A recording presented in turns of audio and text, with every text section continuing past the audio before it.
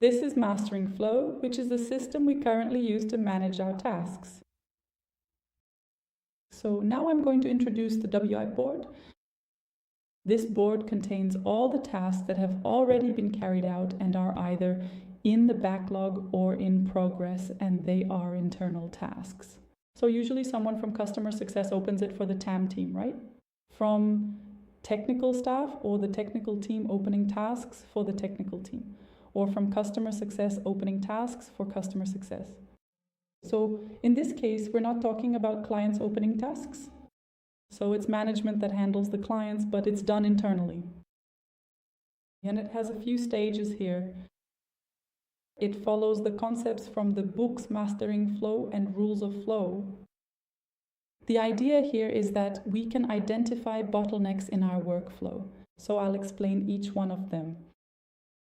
This first one is waiting for triage. There are some groups of resources or types of tasks that require a triage to determine if they're really necessary, if they really need to be done now. So they come here. We have people assigned to triage and decide, is it necessary or not? But normally tasks are created here in On Demand. It's like our backlog. When you register the task here, you'll set the priority, the client who will execute it, and all the necessary information to carry out this task. So if it's some kind of validation, you'll explain what has already been validated. If it's a problem, there will be a screenshot. If it's a client request, there will be all the context and what you expect. That's what we call a full kit. It's everything the person who will execute the task needs to get it done. So we understand that everything that comes here is ready to go. When someone is about to start working on this task, they move it to work in process, which means it's what they're working on at that moment. The task stays here, right? For as long as the person is working on it, it remains here. And then there are two possible paths. If someone pulled a task from On Demand to work in progress, they're working on it, and for some reason an external validation is needed, information from the client, or something is preventing them from finishing, they don't keep occupying this space. It goes back to hold. It stays there on hold until the issue is resolved. We implemented this because usually when someone keeps pulling too many things and ends up with unfinished tasks, it's very easy for them to get lost among their responsibilities.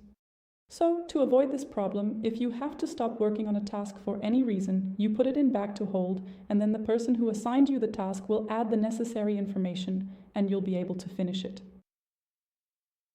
If by any chance you moved the task from On Demand to work in progress and finished it, you should always put it in review so that the person who assigned you the task can check if the result you achieved is what they expected, right?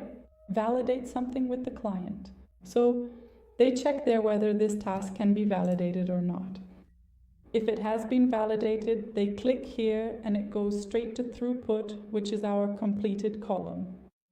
If they click on not validated, it goes back to rework, which means redoing the task. So this is another one of our points here to understand these blockages. So we have back to hold and rework. These are not columns where we forget tasks.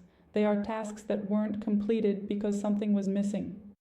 Back to hold usually means the full kit was missing or some client validation was needed, and rework is because the job wasn't completed or wasn't done as expected.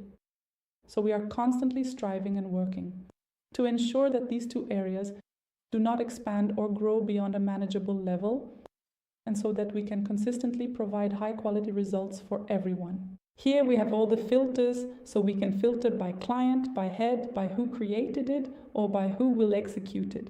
We also have quick filters to see only what has been assigned to you or what was created by you. All these filters are available. We have priorities as well, so here we have wish to have, which is low priority, to be done as soon as possible, which is medium, to be done now, which is urgent and critical, which is something that is affecting the client's results. So it's a replacement that wasn't made, something that didn't load, so the client couldn't use the tool that day. So when it's a critical task, it takes priority over all the others. Today we work with the week flow. The purpose of the week flow is for each team to list here what the week's priorities are for the technical team's execution. So they set the priorities, the technical team checks if everything is okay, And if it is, those tasks go into the sprint and can be tracked here. So everything that's in the sprint, everything that's being worked on, what's under review, what's on hold, so what's waiting for some information to be completed, and what's in the backlog. So we carefully monitor and keep track of this entire process until Thursday.